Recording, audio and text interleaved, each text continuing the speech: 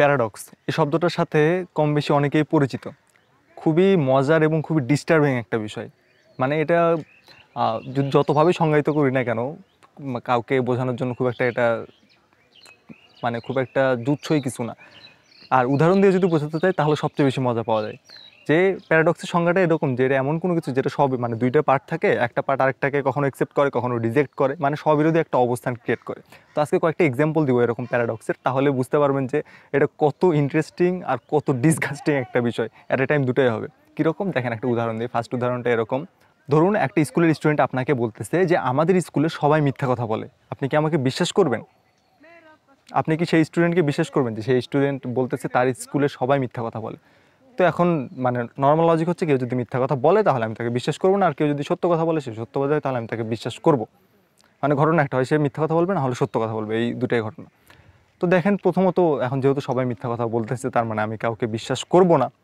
কিন্তু দেখেন সবাই যদি মিথ্যা কথা বলে ইনক্লুডিং সেই ছেলেটা, সেও তো মিথ্যা কথা বলতেছে, তাহলে তার স্টেটমেন্ট কী ছিল? সে মিথ্যা কথা বলতেছে। তাহলে সে যে স্টেটমেন্টটা দিছিল এটা কিন্তু মিথ্যা হয়ে যায়। তার স্টেটমেন্টটা কী ছিল? যে তার স্কুলে সবাই মিথ্যা কথা বলে।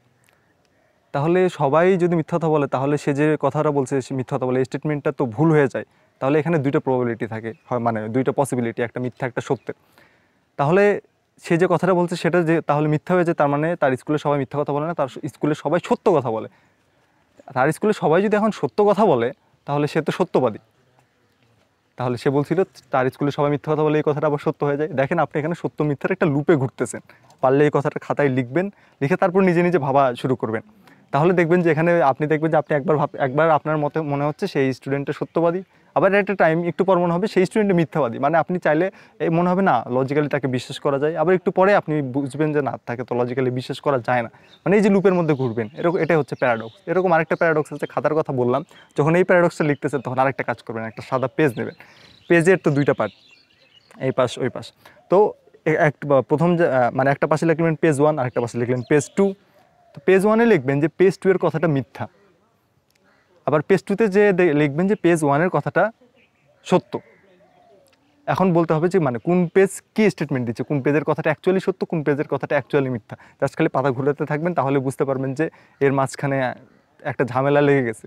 এই যে ঝামেলাটা লাগলো এটাই হচ্ছে প্যারাডক্স। এরকম আরেকটা প্যারাডক্স হচ্ছে ঈশ্বরকে নিয়ে। ঈশ্বর সৃষ্টিকর্তা যেটাই বলেন, যে আমরা তো জানি যে ঈশ্বর সব কিছু করতে পারে, ঈশ্বর সর্বশক্তিমান, ঈশ্বরের অসাধ্য কিছু নেই। তো এখানে একটা এরকম প্যারাডক্স আছে, ঈশ্বর কি এমন কোনো কিছু বানাইতে পারবে যেটা ঈশ্বর নিজেই তুলতে পারবে না? একটা বস্তু আর কি, ধরেন একটা পাথরখণ্ড। তাহলে ঈশ্বর যেহেতু সব পারে, তার মানে ঈশ্বর এরকম কিছু একটা বানাইতে পারবে যেটা ঈশ্বর নিজেই তুলতে পারবে না, আবার ঈশ্বর তো সর্বশক্তিমান। এটা কিন্তু দুইটা আবার ফ্যালাসি হয়ে যায়, মানে দুইটা কন্ট্রাডিক্টরি হয়ে যায়, যে অ্যাট এ টাইম কিন্তু দুটা পসিবল হচ্ছে না। তো এরকম নিয়ে অনেকে এইসব প্যারাডক্সিক্যাল বিভিন্ন লজিক নিয়ে হয়তো এরকম প্রশ্ন তুলতে পারে যে না দেখেন এটা তো ঈশ্বর করতে পারছে না। তো এগুলো কিন্তু আসলে লজিক না, এগুলো হচ্ছে প্যারাডক্স। মানে প্যারাডক্সে অ্যাকচুয়ালি কোনো গ্রহণযোগ্য লজিকই না। তো এরকম খুঁজতে থাকলে যদি গুগল করেন আরও অনেকগুলো প্যারাডক্স পেয়ে যাবেন, যে এই নিউরনে আঘাত দেওয়ার জন্য এরকম আরও অনেক প্যারাডক্সই পাবেন আর কি। যে অলস মস্তিষ্ক, নিউরনগুলো ঠিকঠাক কাজ করতেছে না, তখন একটু প্যারাডক্স ভাবতে পারেন, দেখবেন যে নিউরনগুলো হয়তো আবার সচল হয়ে যাবে। তো আপনি যদি আগে থেকে কোনো প্যারাডক্স জেনে থাকেন, এরকম অনেক অসংখ্য প্যারাডক্স আছে, কমেন্টে কয়েকটা লিখতে পারেন, আর কেমন লাগলো সেটাও জানাতে পারেন।